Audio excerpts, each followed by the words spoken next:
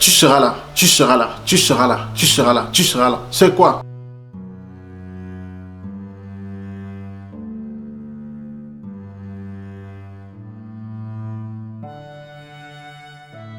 À quoi ressemblerait ta vie si tu étais plus persuasif, plus influent et plus charismatique? En 2010, j'étais président de la chorale Saint-Esprit de Saint-Côte et on organisait notre 10e anniversaire. Et pour cela, il fallait mobiliser notre paroisse, il fallait mobiliser notre poste parce que notre quartier à l'époque n'avait pas une paroisse, c'était qu'un poste. Et ce poste, c'est une sorte d'église qui n'est pas encore consacrée comme étant une paroisse.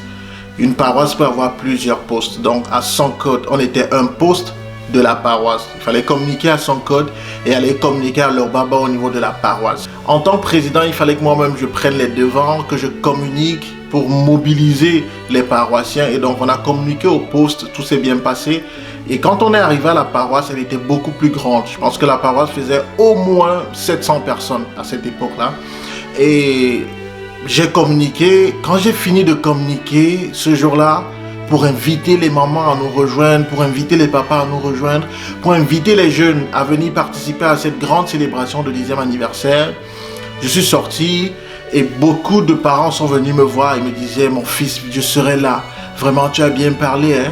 Mon fils, c'est bien, hein? Je serai là. Mon fils, mon fils, mon fils. Et pendant que les mamans disaient ça, il y a une autre qui s'est approchée de moi et qui m'a dit: mon fils, et alors la force? Tu seras là, tu seras là, tu seras là, tu seras là, tu seras là. C'est quoi? C'est la force. La maman venait de me rappeler un geste que j'avais fait pendant que je parlais.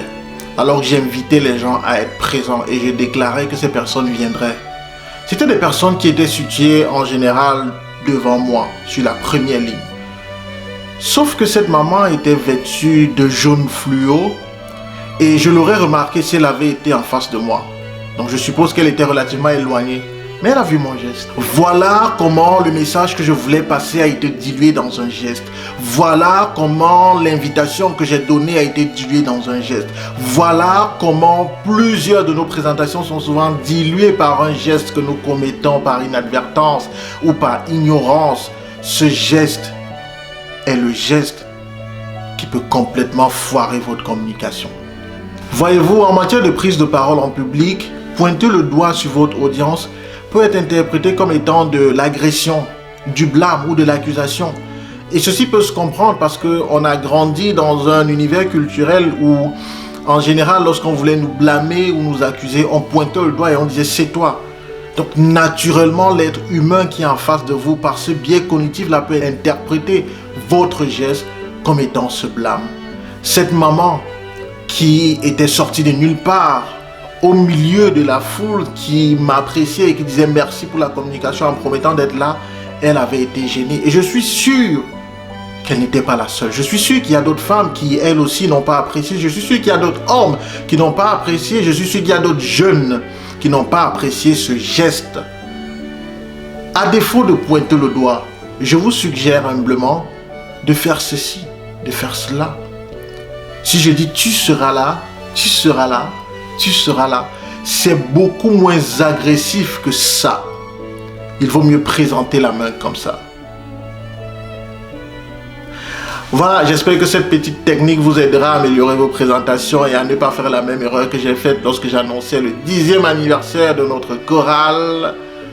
Si vous avez d'autres techniques et astuces de la gestuelle qui peuvent aider dans le cadre de la prise de parole en public, n'hésitez pas à me laisser un commentaire. Si vous voulez que j'aborde un sujet spécifique de la prise de parole en public, n'hésitez pas à me laisser un commentaire et je me ferai le plaisir de vous apporter ma modeste contribution là-dessus. Partagez cette vidéo, je vous en prie, afin d'aider quelqu'un quelque part.